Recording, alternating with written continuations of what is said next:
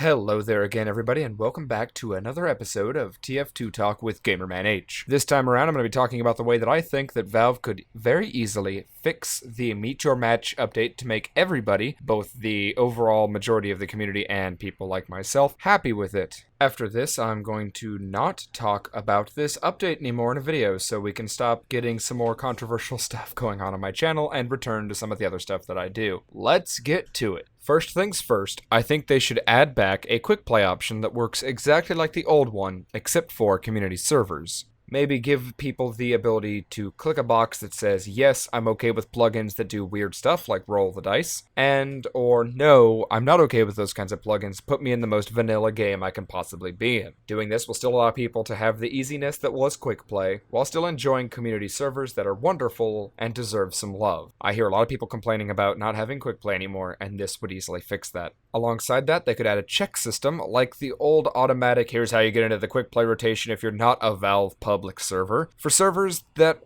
will detect whether or not they're running plugins like Roll the Dice, or maybe even just are you running source mod or meta mod. And then if those don't match whatever their automatic system reads, then they aren't put into the quick play and you have to go to the server browser in order to use them. And of course, if that gets done, then I would like to see them replace the leave penalty to casual mode and add a new vote kick penalty. Casual is clearly the boot camp for competitive. And if that's the case, then people need to understand that abandoning it and treating it like it's a pub is not what you're supposed to do. With that in mind, now that they've added vote kick again, there needs to be a penalty, maybe a harsher one, for getting vote kicked. Leaving is one thing, there can be reasons for it, but having an entire team or enough of a team vote to kick you should be an automatic hour or more ban, because clearly you done did something wrong. Of course, setting this too high or making it so overpowered for banning will lead to troll teams forming just to ban people out of the casual game mode. There's got to be a happy middle ground though, and I think that adding penalties back in will help stop this unbalanced gameplay crap. The next 2 points that I wrote in my Word document here are actually pretty close together, and I put them in backwards. So,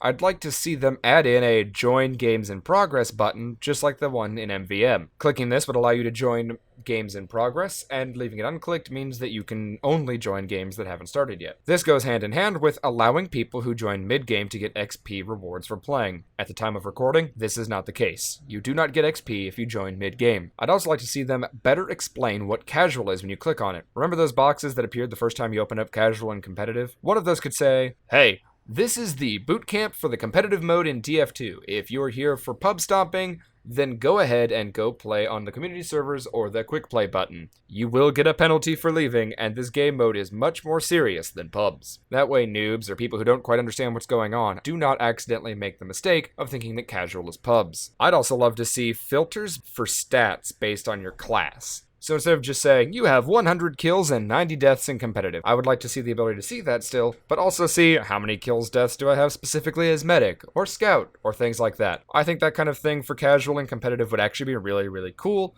and I hope that they add it eventually. They could also add in a suggestion box or button for comp and casual that allows people to submit text in-game, much like bug reports, for features or maps that they'd like to see added. Say, for example, they want to see a more competitive version of certain maps, maybe have Valve take or make themselves a competitive version of different maps. Kind of like how the community map Swiftwater was a competitive map that got added into the official roster. And last but not least, I'd like to see them add in a reporting of players in competitive and casual for not playing the objective. You've already got reporting and kicking, but I'd like to see reporting specifically in casual and comp for people who don't play the objective and actively try and make the game less fun or get in your way. This would eventually lead to a restriction from the game modes for the people who get reported if they get reported multiple times, and or a negative icon in the tab menu across the entire game. Say you get reported 5 times by people who are in good standing within the community because you chose not to play the objective 5 different times at least that you got reported for on competitive or casual matches.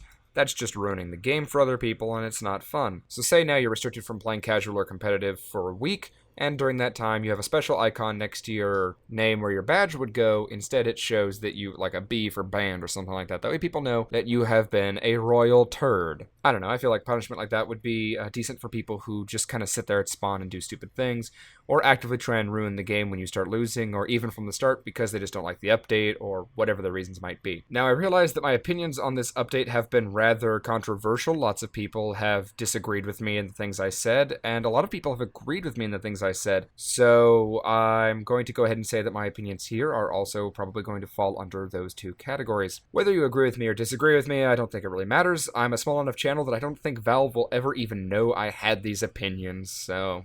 But if you have any other ideas that you think that could be added to this list to make the game more enjoyable for people after this update, or if you think that some of my ideas need to be changed in some way, or even if you just flat out agree with me, then leave a comment down below voicing your thoughts. I don't have to tell people, they're going to do that anyway. And then I'd like to draw your attention to the cards in the upper right hand corner. Those, the cards up there will take you to a playlist of my TF2 Talk series. It will also take you guys to the most recent videos on this update, and it will also link to a much more popular channel than mine, AirA7. You've probably watched him, but he holds a lot of the same opinions I do. It will drop you on one of the videos talking about the same stuff that I have here, because he and I seem to share opinions. So if you agree with me and you haven't watched his videos on that, then you go ahead and do that as well. But I'd like to thank you for watching, and as always, have a wonderful day.